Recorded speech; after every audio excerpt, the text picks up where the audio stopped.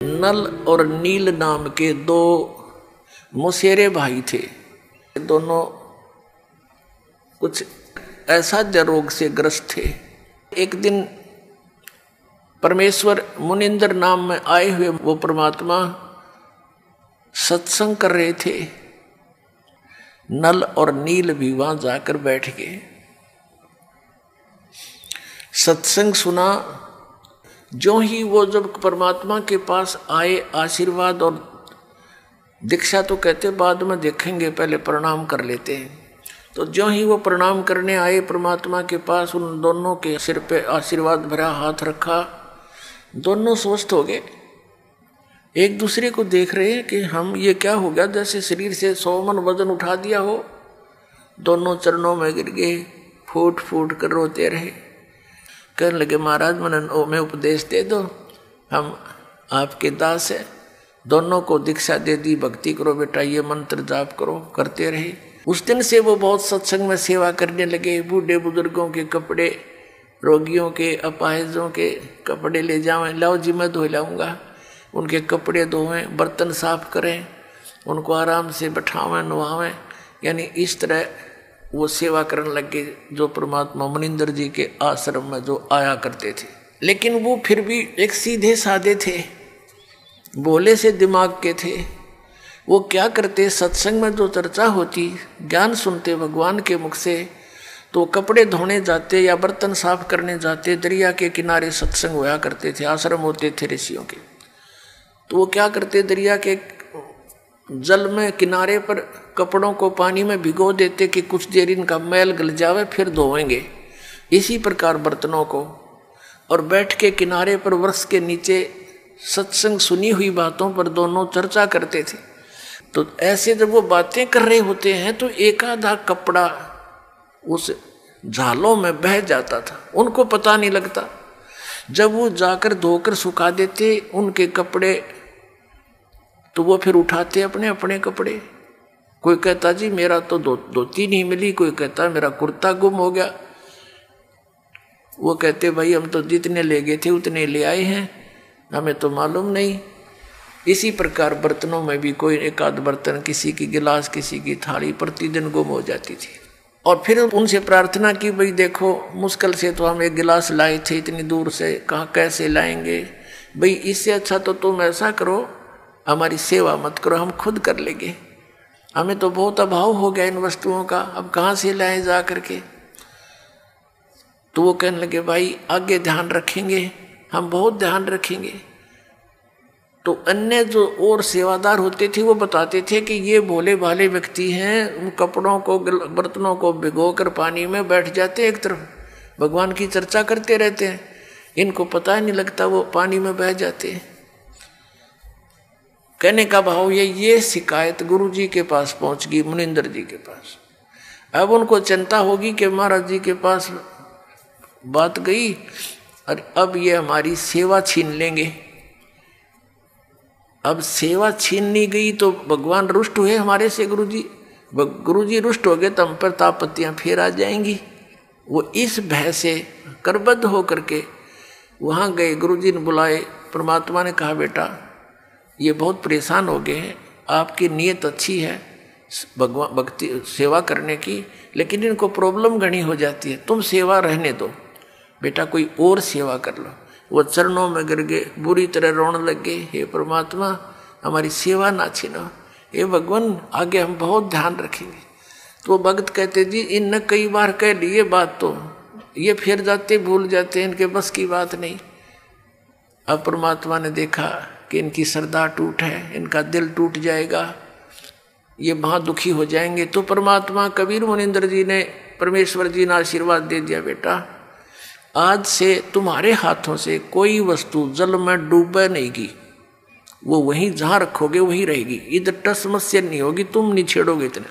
अब इस वर्ग को पाकर वो बड़े खुशी हुए, जाकर देखा वो कपड़े धर दिए, भिगो दिए, जहाँ रखे थे वहीं रहे। थाली बेले काशी के होते थे वो रख दिए, काशी तो वैसे डूब जाती है, काशी भर के पानी तो बेला, और उस पर दरिया पर रख देते थे, जो का तो रहता था। फिर एक आध कहने लगा पत्थर तो उठा कर रख के देख लो। वो एक आधी कंकर पत्थर उठा कर रखे, वो जहां रख दिया उस जल के ऊपर एज इट इज सथी रहने लगे। तो ये उन भक्तों की तो प्रॉब्लम हल होगी जिनके बर्तन और कपड़े गुम होया करते। तो इस प्रकार नल और नील को ये आशीर्वाद परमेश्वर मुनिंदर जी द्वारा दिया गया था। उधर से क्या हुआ कि कुछ दिनों के बाद जैसे विष्णु अवतार श्री रामचंद्र जी राजा दशरथ के गर्दन में थे, विवाह हुआ सीता जी के साथ। विवाह होने के कुछ ही समय उपरांत उनका वनवास हुआ। वो वन में अपना समय व्यतीत कर रहे थे, वहां से सीता जी का अपहरण कर ले गया रावण। उधर से रावण को संदेशे मिले, लेकिन रावण नहीं माना। श्री रामचंद्र जी के संदेशवाहक दूत वहाँ गए, श्री अंगद जी, श्री हनुमान जी आदि आदि, लेकिन वो नहीं माना। कहने का भाव ये है कि युद्ध की तैयारी होगी। युद्ध करने के लिए समुद्र से सेना पार करनी समस्या आएगी। अब समुद्र के ऊपर का जावें कैसे? तो कहते हैं उनके इतिहास में लिखा है जीवनी में कि 3 दिन तक श्री रामचंद्र जी ने घुटनों जल में खड़ा होकर समुद्र के अंदर और प्रार्थना की थी कि हे जल्दी हे समुद्र राज मुझे रास्ता दे दे, मैं बहुत आपत्ति में हूँ। मेरी पत्नी को ऐसे ऐसे रावण ने उठा लिया है, सेना पार करनी है, उस राक्षस को मारना है और उस देवी को छुड़वाना है। लेकिन समुद्र नहीं माना। अंत में कहते श्री रामचंद्र जी ने लक्ष्मण से कहा कि मेरा अग्निबाण दे, लातों के भूत बातों से नहीं मानते। लक्ष्मण ने अग्निबाण दे दिया उठा के। रामचंद्र जी ने जो ही वो बाण साधा समुद्र को फूकने के लिए, उसमें लपटें निकलने लगी। उसी समय एक ब्राह्मण रूप बनाकर समुद्र प्रकट हो गया और कहा भगवान यदि आप मुझे जला भी दोगे, आप फिर भी नहीं जा सकते, खंडर हो जाएगा, इसमें जाओगे क्यों कर? ये तो कुआं हो जाएगा जेरा, और ना जाने कितने जीव मरेंगे, आप पाप के भागी हो जाओगे। ऐसा काम करो भगवान, मेरी मर्यादा भी बनी रहे और आपका काम भी हो जा, सर्प भी मर जा, लाठी भी ना टूटे। तो श्री रामचंद्र जी ने कहा वो बता क्या उपाय है फिर? कि आपकी सेना में नल और नील नाम के 2 सैनिक आपके भक्त हैं। क्योंकि उस समय आसपास के सारे ही भगत सारे इकट्ठे हो गए थे रामचंद्र जी के गेला। भाई इस आपत्ति आ गई और एक निकम्मा आदमी उसकी पत्नी ठा ले गया। उधर से शिवलोक से भी काफी गण आए थे, भगवान शिव ने भेजे थे, तो वह बहुत इकट्ठे हो गए थे। तो नल और नील को बुलाया गया। नल और नील से कहा गया, श्री रामचंद्र जी ने कहा कि भाई एक पर आपकी परीक्षा दो तुम। समुद्र ने यह बताया कि इनके गुरु जी के द्वारा दिया हुआ आशीर्वाद है इनका, और उनके आशीर्वाद से मेरे ऊपर ये पत्थर कोई भी वस्तु रखते हैं वो डूबती नहीं, वहां से टस से मसनी होगी वहीं रहेगी, तो मेरे ऊपर वजन नहीं बनेगा इसका। अब भगवान श्री रामचंद्र जी ने कहा भी एक बार ट्राई दिखाओ तुम। देखो हम ऐसे मार खाते हैं, पहले तो नल और नील 100 शुक्र मनाया करते अपने मुनिंदर भगवान के, और उस दिन वो आंडी पाक गए। अभिमान हो गया उनको कि यदि आज हम गुरु जी को याद करेंगे, जंतर मंत्र प्रणाम करते हैं जैसे याद करने के लिए, तो ये न सोचेंगे उपस्थित जन ये कहीं और से शक्ति प्राप्त करते हैं, इनके अंदर कोई पावर नहीं। अब उन्होंने दोनों ने फटाफट उठाया एक एक पत्थर और रख दिया समुद्र पर, डूब गया। उनको भी अचंबा हुआ, उन्हें फिर दूसरा उठाया वो भी डूब गया, तीसरा रखा वो भी डूब गया। अब एक दूसरे के मुंह की तरफ देख रहे हैं और श्री रामचंद्र जी कहने लगे समुद्र से, वो जो ब्राह्मण रूप में उपस्थित था, मानो ये कहना चाह रहे हैं कि तू झूठ बोल रहा था,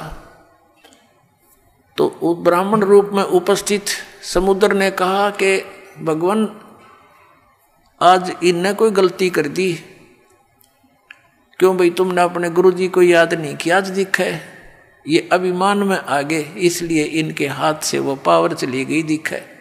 वो तो अपना एस्टीमेट बतावा था और वह सचमुच ऐसा ही हो गया था। अब उन दोनों ने फिर अक्षमा याचना की, गुरुजी को याद किया, हे दाता दया करो, हमसे गलती होगी, माफ़ करो, हम तो पापी आत्मा हैं। वो डर गए न्यू कदे फिर वो आपत्ति फिर ना आ जा तुम्हारे पे, और तुमने कर दी गलती आज ज़्यादा, अब मान बढ़ाई की भूख में। तो पुण्यात्माओं परमात्मा हमें आगाह करते हैं कि यदि तुम ऐसे मर्यादा तोड़ दोगे भक्ति आपकी नष्ट हो जाएगी। जैसे माता गर्भ को रखे यतन बनाए और ठेस लगे तो छन होए, ऐसे भक्ति जावे। जैसे किसी बहन को माता को बहुत वर्षों के बाद कोई गर्भ रहा हो, फिर वो कितनी चिंतित होती है उस बालक को परिपूर्ण करने के लिए, कहीं ऊंचे नीचे में पैर न रखा जा, चलते समय भी बहुत सावधानी बरतती है, और रात के समय करवट बदलते समय भी वो बहुत चिंतित रहती है, कहीं मेरे बालक पर जोर ना आ गया, एकदम उदड़क के पड़ती है और देखती है दर्द पीड़ा तो नहीं होगी मुझे। तो कहते हैं जैसे माता गर्भ को रखे यतन बना और ठेस लगे तो क्षीण होए, तेरी ऐसे भक्ति नसावे, तो उनकी भक्ति नसगी खत्म होगी।